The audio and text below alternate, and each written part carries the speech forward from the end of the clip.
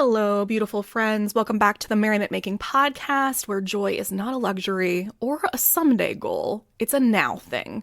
It's a practice. It's a revolution in your daily life. I'm Mary England, and today I want to talk to you about something that could quietly change everything. People like us do things like this. It's not just a clever phrase, it's a psychological key that unlocks real and sustainable change. And in a world full of strategies, productive hacks, and to-do lists, I really want to invite you into doing something different, which is becoming part of a culture, a community, and a way of being that actually supports the version of you that you have already been trying to become. So let's talk about group identity, the science of behavior change, and the way that culture can be the reason that you're always winning, and how you can become part of one that feels like home.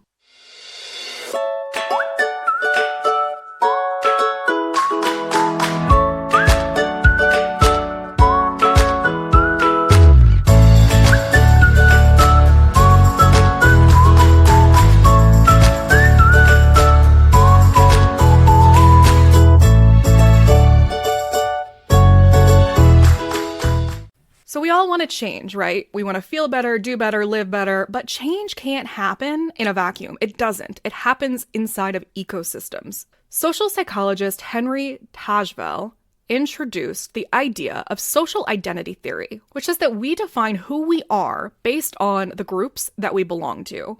And those group affiliations affect our thoughts and our actions and even our sense of self-worth. We don't just copy what other people do, we mirror who we believe we are. James Clear, the guy who wrote Atomic Habits, says the fastest way to change your behavior is to change your identity. This means that when we belong to a group that values joy, play, kindness, and connection, we are more likely to actually live those values out loud in real life in alignment. And you know what? It doesn't have to be a huge, overwhelming change. Even micro interactions with community reinforce who we believe we are. That is why culture is so powerful, because it normalizes the things that we are already trying to do in secret, that we believe, that maybe we think are weird. And it makes those practices socially reinforced, emotionally fulfilling, and sustainably repeatable.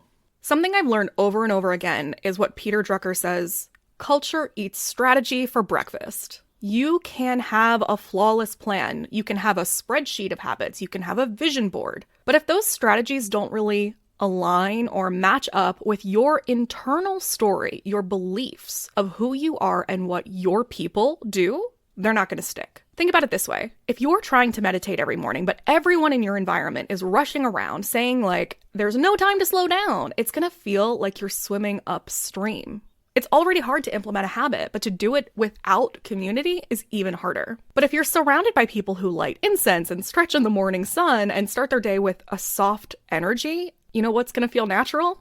The meditation practice. Culture is the current. And if you swim with it, you move faster, smoother, and easier. And that's why joining the right culture matters. So we can border on this idea of it like being a cult, right? If you actually look at the word culture, cult is just the root of that word. There's a difference, I think, between aligning with people who already do the things that you like and then doing things blindly. So the phrase people like us do things like this is a phrase that I learned in a Seth Godin book about marketing. But it's more than that. It's more than marketing. It's more than a motto. It is a tool. It means that we give ourselves permission, that we are normalizing our joy, and that we take seemingly radical actions like, in the case of the merriment making culture, resting and saying no and dancing in the grocery store. And we make those things ordinary. And inside the Positive Pulse, that is what we're doing. We are creating a shared identity, a joyful microculture where you can try on like a new way of being, not through pressure, but through osmosis. In the best way possible, that's what culture is. It's osmosis. You're seeping it all up. Inside the Positive Pulse, we're not shaming you into change. We're inspiring you into alignment. It's kind of like if I'm moving around the house and I'm cleaning and I'm getting productive, I always feel like it's much easier for other people that are sharing space with me to do the same thing. It's like this borrowed energy, borrowed benefits. And soon I'm going to be transitioning my long-standing memberships into something different. So that means that the best way to access my world,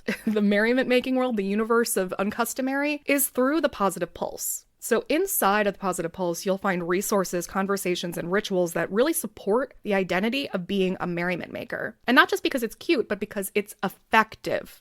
So what does being a merriment maker even mean? What happens when you become a merriment maker? Well, you stop forcing joy and you start flowing with it. You're no longer reaching for rituals that you have to invent from scratch because you're part of a system that already works. And you'll begin to feel less guilt for doing things that bring you pleasure. Speak up for yourself more often because kindness includes yourself. Make daily routines a little more playful and nourishing. You can romanticize your life. You'll see creative solutions where you used to see dead ends, and you'll connect with others through your joy, not just your pain, which is what most places do. We're commiserating. Here we're amplifying. But most importantly, maybe, you're going to stop thinking that you're weird for wanting these things in the first place. Because in our world, weird is just the baseline. It's the norm. Joy is the norm. Being a merriment maker isn't about perfection or productivity. I know that the word merriment means happiness, but the merriment making theory embodies all emotions. In fact, the first module that I teach is embodiment, how to access and become aware of all of your emotions because they're all helpful. This is just about aligning yourself with joy because that's something that we all want. It's not about bypassing anything. It's just about creating more opportunities for happiness. And I'm not going to hand you a checklist and say like, live like this or else, right?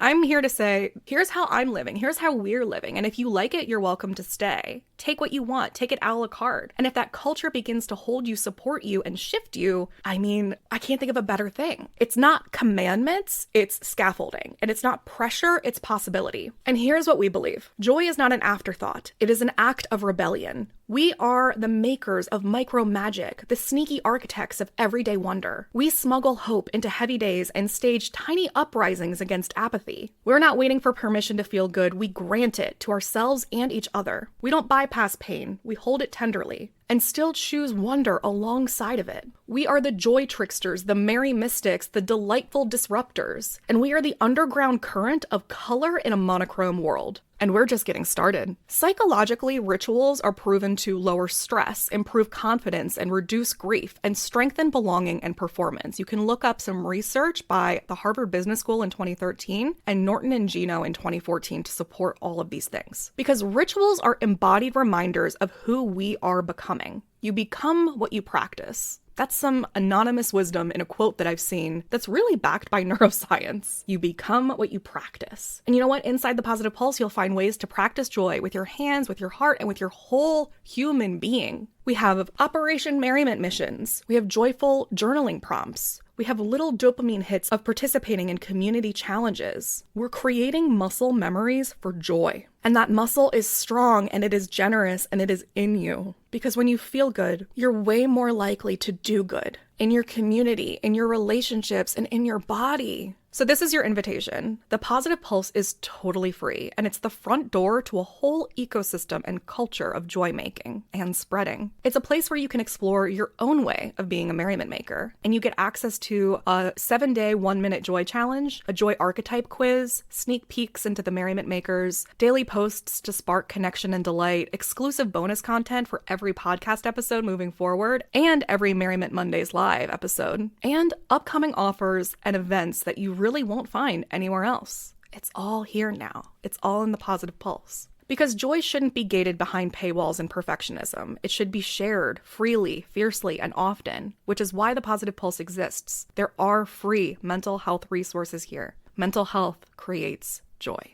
So the next time you hesitate to wear something a little more colorful, speak a little more boldly, or take a moment to feel really good in a chaotic world, remember, you don't have to do this alone. You just gotta find your people and let your identity rise to meet them. Because people like us do things like this. We make joy a ritual. We romanticize the mundane. We take silliness seriously. We dance on sidewalks and grieve with glitter. And we make the world better by deeply enjoying it. Join us inside the Positive Pulse. I saved you a seat. And remember, you gotta feel good to do good. I'll see you next week.